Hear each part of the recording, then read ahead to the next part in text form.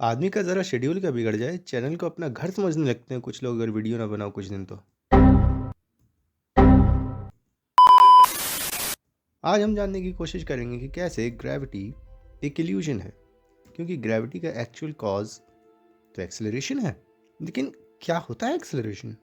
Acceleration means time के साथ velocity में कितना चेंज आया। अब यार ये वेलोसिटी क्या है? स्पीड के साथ अगर डायरेक्शन दी हो तो उसको वेलोसिटी कहेंगे। फॉर एग्जाम्पल, इस ऑब्जेक्ट की स्पीड 25 किलोमीटर पर आवर है, लेकिन किस तरफ ये जा किधर रहा है?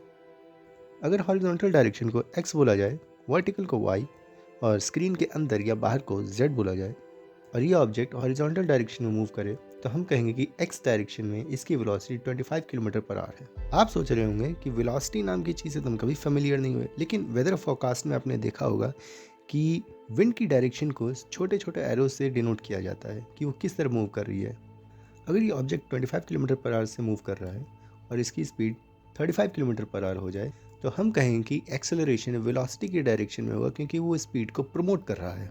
Final minus initial velocity divided by time taken उस एक्सेलरेशन की वैल्यू होगी। वही इसकी वेलोसिटी घट के 15 किलोमीटर पर आवर हो जाए 2 घंटे में, तो उसका एक्सेलरेशन अपोजिट डायरेक्शन में होगा, क्योंकि वो मोशन को अपोज कर रहा है। सिमिलरली यहाँ भी final minus initial velocity divided by time taken acceleration की वैल्यू होगी। नेगेटिव साइन ये बताता है कि एक्सेलरेशन मोशन को अपोज कर रहा है, जिसे डीसेलरेशन कहते हैं। फर्दर मोशन 15 से अगर 0 भी हो जाए तो भी, क्योंकि एक्सेलरेशन मोशन को अपोज कर रहा है, तो एक्सेलरेशन की वैल्यू अभी भी नेगेटिव ही होगी। आप इस एक्सेलरेशन को अपनी कार में फील कर सकते हैं, जब सीट आपको आगे ले जाना चाहती है आपकी वेलोसिटी को चेंज करते हुए, और ब्रेक लगाते टाइम आप मोशन में रहना चाहते हैं, बट आपकी कार स्लो डाउन हो रही है आपकी वेलोसिटी को स्लो करते हुए, और आपको डीसेलरेशन फील होता है। अब क्योंकि वेलोसिटी स्पीड विद डायरेक्शन होती है, तो इन दोनों में से कोई भी कंपोनेंट चेंज होगा तो वेलोसिटी में चेंज आएगी। अभी पिछले एग्जांपल में हमने देखा कि स्पीड चेंज हो रही थी, लेकिन सर्कुलर मोशन में स्पीड सेम रहती है, बट उसकी डायरेक्शन स्ट्रेट लाइन में पॉइंट करती है। लेकिन रोप इसको सीधे जाने नहीं देती, इसकी वेलोसिटी की डायरेक्शन को लगातार चेंज करते रहती है, जिसकी वजह से एक्सेलरेशन पिक्चर में आती है, जिसकी डायरेक्शन सेंटर की तरफ होती है। लेकिन अगर आप एक्सेलरेट ना हो रहे हो तो आपको कैसा फील होगा? बिना एक्सेलरेशन के अगर आप आंख बंद कर लें तो आप नहीं बता पाएंगे कि आप मोशन में हैं भी या नहीं, बस आपका रास्ता उबड़ खबड़ ना हो। बिल्डिंग से गिरते टाइम भी आपको वेटलेस इसीलिए फील होता है क्योंकि वहाँ कोई एक्सेलरेशन नहीं होता है जिसको आप फील कर सकें। क्या ये कुछ सिमिलर सा नहीं लगता? चलो स्पेस में चलते हैं। चल चल चल चल चल। स्पेस में फ्लोट होते हुए आपको वेटलेस इसीलिए फील होता है क्योंकि वहाँ पे कुछ भी नहीं है आपको एक्सेलरेट करने के लिए। बट जब आप बिल्डिंग के टॉप पे खड़े थे तब आपके पास कोई वेलोसिटी नहीं थी और आपको वेट फील हो रहा था, बट गिरते टाइम आपके पास एक वेलोसिटी आ गई जिसकी वजह से एक एक्सेलरेशन पिक्चर में आ गई मोशन की डायरेक्शन में। लेकिन तब वो एक्सेलरेशन आपको फील क्यों नहीं हुआ वेट की फॉर्म में? इस क्वेश्चन को फिलहाल हम होल्ड पे रखते हैं, जिसका आंसर आपको आगे ज़रूर मिलने वाला है। नेक्स्ट सिनारियो देखते हैं जिसमें आपका रॉकेट एक्सेलरेट कर रहा है बट आपकी बॉडी रुकी हुई रहना चाहती है। रॉकेट आपको एक्सेलरेट करते हुए नीचे से पुश करता है और बदले में आपको वेट फील होता है। बट सेम तो अर्थ पे भी फील होता है कि वेट नीचे चल रहा हो। तो क्या स्पेस में फ्लोट होना और बिल्डिंग से गिरना और रॉकेट का एक्सेलरेशन और अर्थ की ग्रेविटी सिमिलर है? नहीं, ये सेम ही है। इन सिनेरियोज के सेम होने को ही हम कहते हैं इक्विवेलेंस प्रिंसिपल। लेकिन अगर रॉकेट में वेट के लिए नीचे से एक्सेलरेशन रिस्पॉन्सिबल है, तो क्या अर्थ पे वेट के लिए भी कोई एक्सेलरेशन रिस्पॉन्सिबल है? कुछ समझे दया? हाँ सर। कि अर्थ की सरफेस हर तरफ से स्पेस की तरफ एक्सेलरेट हो रही है, तो क्या अर्थ एक्सपैंड हो रही है? अरे यार, ये मैंने क्या कह दिया? अरे मैं बता रहा हूँ ना। अच्छा, हमको सिखा रही है। अरे नहीं, मैं तो बस ये बता रहा हूँ कि एक्सेलरेशन की वजह से आपकी पोजीशन में चेंज के दो रीजंस हैं। एक वेलोसिटी की वजह से जो एक्सेलरेशन पिक्चर में आती है, और दूसरा जो टाइम की वजह से एक्सेलरेशन पिक्चर में आती है। टाइम की वजह से जो एक्सेलरेशन पिक्चर में आया है उसको भी हम बाद में क्लियर कर देंगे, अभी बस आप मेरे साथ रहिए।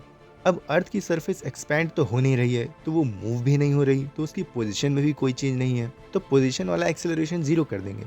बाकी दो चीज़ें एज इट इज़ रहेंगी। अगर मैं both side acceleration due to time add कर दूं तो मैथमेटिकली इस इक्वेशन पे कोई चेंज नहीं आएगा। अपोजिट साइन की वजह से ये दोनों आपस में कट जाएंगे और acceleration due to velocity equal हो जाएगा एक्सेलरेशन ड्यू टू टाइम। वापिस आते हैं बिल्डिंग वाले क्वेश्चन पे। नीचे गिरते टाइम आपको क्या दिखाई देगा? आपको दिखेगा कि इस बिल्डिंग की वेलोसिटी ऊपर की तरफ बढ़ रही है, जिसकी वजह से एक्सेलरेशन पिक्चर में आई मोशन की डायरेक्शन में, यानी कि ऊपर की डायरेक्शन में। तो इसका मतलब आप नहीं गिर रहे, बिल्डिंग एक्सेलरेट हो रही है। Means acceleration due to velocity equals acceleration due to time. इसका सिंपल मीनिंग यह है कि आपको एक्सेलरेट करने के लिए मूव होने की ज़रूरत नहीं है। आप अगर टाइम के थ्रू मूव होंगे तो आपके वेलोसिटी में भी चेंज आएगी।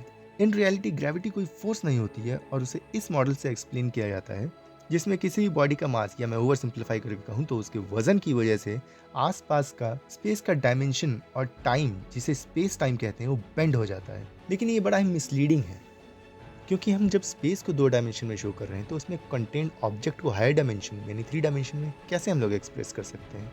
इसीलिए उसमें कंटेंट ऑब्जेक्ट भी 2 डायमेंशन में होंगे। एक प्रॉब्लम और ये है कि 2D स्पेस को हम लोग 3rd डायमेंशन में बेंड कर रहे हैं, बट रिलेटिविटी में ऐसी कोई रिक्वायरमेंट नहीं है। हम इस स्पेस टाइम डिस्टॉर्शन को टॉप से देख सकते हैं, जिसका 3 डायमेंशनल इलिस्ट्रेशन एक्यूरेटली इस तरीके से दिखाई देगा। लेकिन ये तो सिर्फ स्पेस का डिस्टॉर्शन है। टाइम को दिखाने के लिए हम इसमें घड़ियाँ इंट्रोड्यूस करवा देंगे, जिनमें अलग अलग डिस्टेंस पे अलग अलग टाइम चल रहा होगा। अब ये टाइम डिफरेंस क्यों है, ये हम आगे एक्सप्लेन करेंगे। अब ये बन गया है स्पेस टाइम। इसे स्पेस टाइम इसीलिए कहते हैं क्योंकि टाइम जो है वो स्पेस का ही इंटीग्रेटेड पार्ट है, यानी कि 4th डायमेंशन है।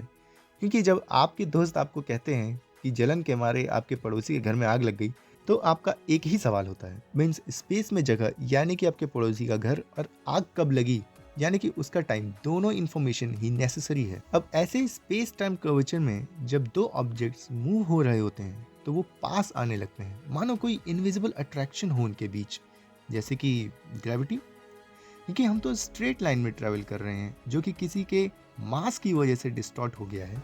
तो ऐसी स्ट्रेट लाइंस जो कर्व सरफेस पे कर्व हो जाने का इल्यूजन देती हैं, उन्हें कहते हैं जियोडेसिक्स।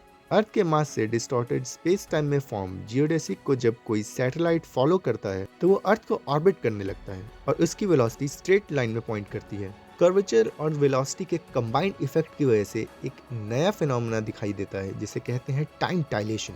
डायलेशन का मतलब होता है एक्सपैंड होना, या खिंच जाना, या बड़ा होना, या स्ट्रेच होना। Bear with me guys, कुछ वाकई में माइंड ब्लोइंग मिलने वाला है।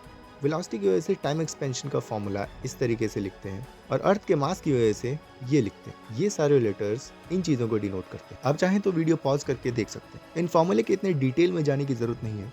वेलोसिटी फॉर्मूले के अकॉर्डिंग सैटेलाइट का टाइम अर्थ पे बैठे हुए ऑब्जर्वर से 1.5 गुना ज़्यादा एक्सपेंड हो जाए, तो इसका मतलब ये है कि अर्थ पे हो रही किसी एक्टिविटी को अगर 5 सेकंड्स लगते हैं तो सैटेलाइट पे उसको 7.5 सेकंड्स लगेंगे। तो अर्थ के ऑब्जर्वर को ऐसा लगेगा जैसे सैटेलाइट पे सब कुछ स्लो मोशन में हो रहा हो। सारी फिजिक्स भी स्लो मोशन में नॉर्मली ही फॉलो होती है, नहीं तो ये सारे हॉट मेटल पार्टिकल्स ज़मीन पे गिर जाते इतनी स्लो वेलोसिटी के कारण।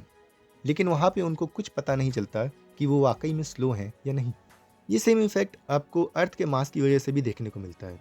अब हम देखेंगे कि वेलोसिटी की वजह से 86,400 सेकंड्स में कितना चेंज आता है। ये इसीलिए क्योंकि एक दिन में 86,400 सेकंड्स होते हैं, यानी कि एक दिन में हमें कितना एक्सपेंशन देखने को मिलता है। तो 86,400 सेकंड्स एक्सपैंड होकर 86,400.000007 सेकंड्स हो जाता है, यानी कि 0.000007 सेकंड्स, यानी कि 7 micro seconds per day. Same effect हम अर्थ के मास की वजह से देखेंगे तो सरफेस पे हमें 0.00006 सेकंड्स का एक्सपेंशन मिलता है, और सैटेलाइट की हाइट पे हमें 0.0000015 सेकंड्स का एक्सपेंशन देखने मिलता है। सरफेस और हाइट के टाइम डायलेशन में इसीलिए डिफरेंस है क्योंकि अर्थ के सरफेस के पास स्पेस टाइम ज़्यादा कर्व्ड है, और हाइट के साथ वो कर्वेचर घटता चला जाता है, जिसकी वजह से उसका इफेक्ट भी कम होने लगता है और हमें कम टाइम डायलेशन देखने को मिलता है। दोनों का नेट टाइम डायलेशन इफेक्ट जो होता है वो दोनों के ही टाइम डायलेशन का डिफरेंस होता है। हमने देखा कि अलग अलग हाइट की वजह से अलग अलग टाइम डायलेशन हमें देखने को मिलेगा, जिसकी वजह से आप गिरते टाइम अलग अलग टाइम डायलेशन जोन्स को क्रॉस करते हैं, यानी कि आप टाइम में एक्सेलरेट करते हैं, और यही टाइम का एक्सेलरेशन वेलोसिटी की एक्सेलरेशन के बराबर होता है, जिसकी वजह से आपको अर्थ ऊपर जाते हुए दिखाई देती है विदाउट चेंजिंग इट्स पोजीशन। मास का तो हमने नेट टाइम डायलेशन निकाल लिया, लेकिन वेलोसिटी के साथ मास का कंबाइंड टाइम डायलेशन का इफेक्ट जो आता है वो मास के टाइम डायलेशन और वेलोसिटी के टाइम डायलेशन का डिफरेंस होगा, जो कि 0.000038 सेकंड्स होगा। Why are you doing this? Exactly हम ये कर क्यों रहे हैं? क्या इसका कोई रिजल्ट आ भी रहा है? आगे प्रोसीड करने से पहले एक छोटा सा कॉन्सेप्ट है कि स्पीड और टाइम का प्रोडक्ट डिस्टेंस होता है। मीन्स अगर आप 60 किलोमीटर पर आवर से चल रहे हैं और आप 3 घंटे चले तो आपने 180 किलोमीटर्स ट्रैवल किया। तो अगर आप पॉइंट ए पे हैं और 24 घंटे बाद पॉइंट बी पे पहुंच जाते हैं तो इन दोनों के बीच का डिस्टेंस क्या होगा? जब आप पॉइंट ए पे थे तो जीपीएस सैटेलाइट ने आपको एक सिग्नल भेजा जिसमें T1 टाइम लगा। जब आप पॉइंट बी पे पहुंचे तो उस सिग्नल को T2 टाइम लगा पहुंचने में। तो बी पॉइंट में पहुंचने के लिए इसको कितना एक्स्ट्रा टाइम लगा? वो होगा T2 माइनस T1। ये वही टाइम है जो आप कॉल पे बताते हैं कि बाबू 10 मिनट की दूरी पर हूँ, बस आ ही रहा हूँ। दोनों पॉइंट्स के बीच का डिफरेंस निकालने के लिए हम इस टाइम डिफरेंस को सिग्नल के स्पीड से मल्टीप्लाई कर देंगे जिससे डिस्टेंस निकल के आ जाएगा। ये जो डिस्टेंस निकल के आई है ये विदाउट कंसिडरिंग टाइम डायलेशन है। अगर हम टाइम डायलेशन को कंसिडर करते हैं तो ये टाइम डिफरेंस बहुत मामूली सा एक्सपैंड होगा और जब सिग्नल की स्पीड अंदर की चीज़ों से मल्टीप्लाई होगा तो ये इस छोटे t से भी मल्टीप्लाई होगा। इस छोटे से टाइम डायलेशन की वजह से हमें एक छोटा सा डिस्टेंस का एक्सपेंशन देखने को मिलता है हर दिन। ये एक्सपेंशन एक एरर है जो कि हमें जीपीएस सैटेलाइट्स में बार बार बटन दबा के रीसेट करना पड़ता है। तो था ना ये माइंड ब्लोइंग? अब मौका आपका है। अरे नहीं, आपके जवाब देने का मौका है। तो द क्वेश्चन इज कि अगर आप एक घड़ी को एक ब्लैक होल की तरफ फेंकें और उसे दूरबीन लगा के ऑब्जर्व करें तो आपको अपनी घड़ी और उस ब्लैक होल में गिरने वाली घड़ी के बीच क्या डिफरेंस दिखाई देगा? So what difference would you notice between your watch and the clock falling into the black hole? ये आपके ऑप्शंस हैं। If you actually learn something then do like this video and don't forget whatever. Please, I want to reach 1 million likes. So please,